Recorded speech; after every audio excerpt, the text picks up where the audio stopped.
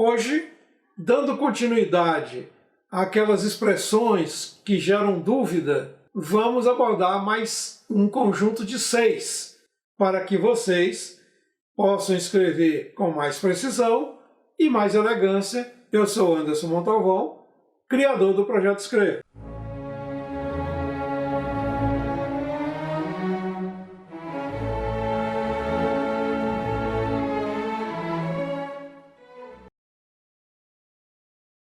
Primeira série, enfim, junto e enfim, separado.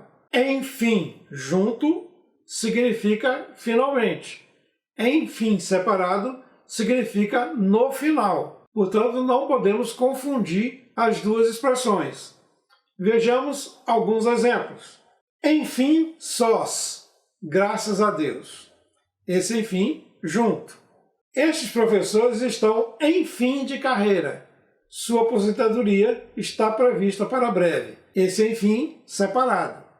Significa no final. Com os exemplos, fica sempre mais fácil a gente entender. Mais uma série de expressões. Se não, separado, se não, junto. Você deve escrever se não, separado, se o se puder ser substituído por caso. Nas demais hipóteses, use sempre se não, junto. Vejamos exemplos, que aí a coisa fica mais fácil de entender. Se não chover, viajarei amanhã. Caso não chova, ou na hipótese de que não chova, viajarei amanhã. Esse é o caso em que se usa se não separado. Nos demais, vamos usar sempre se não junto. Vejamos.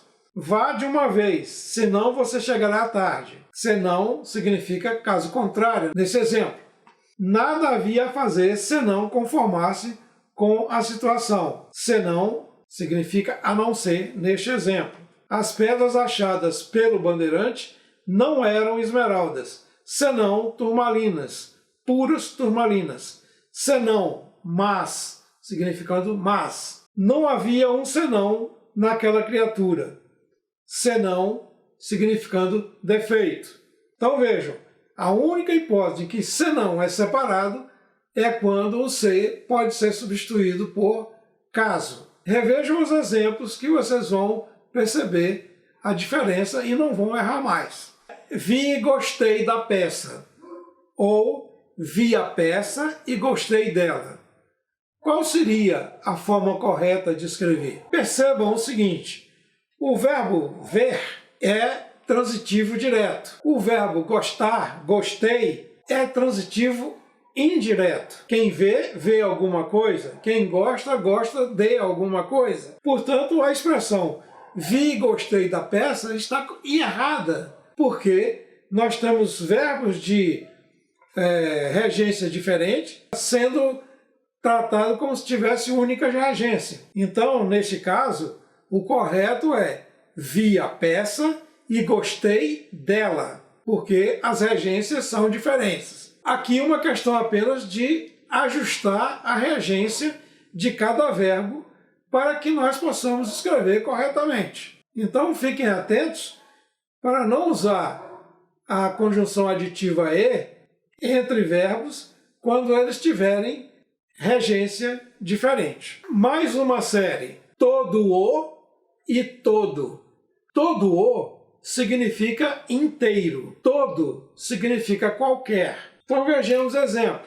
Todo o Brasil deu as mãos. Toda a Europa sofreu com a guerra. Agora vejamos o emprego do todo. Todo mundo entrou na dança. Toda primavera é florida. Então veja que nos dois exemplos finais, o todo pode ser substituído por qualquer.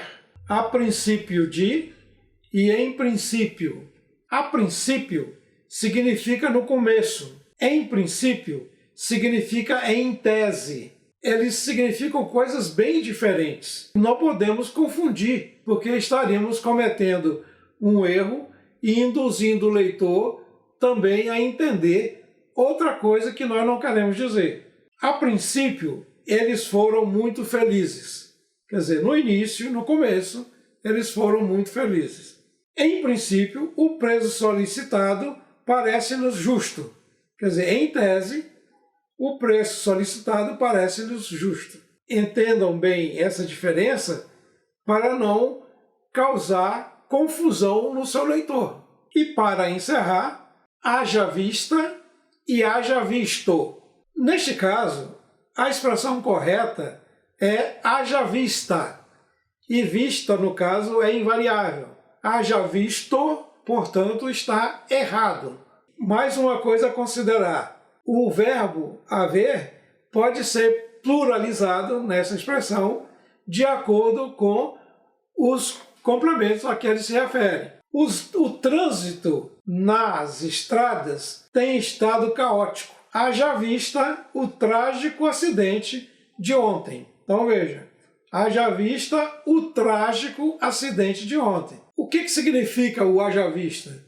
Veja se a propósito, né? É isso que significa.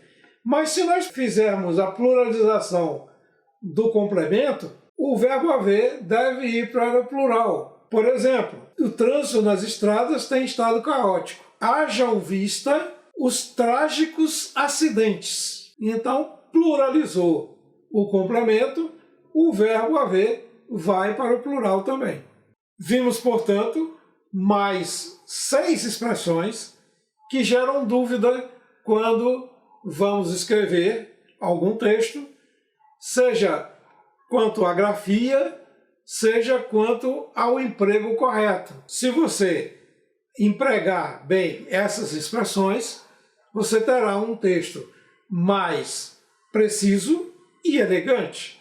E, consequentemente, o seu texto terá uma comunicação mais efetiva. Se você gostou deste vídeo, curta-o, compartilhe-o com os amigos e inscreva-se no nosso canal.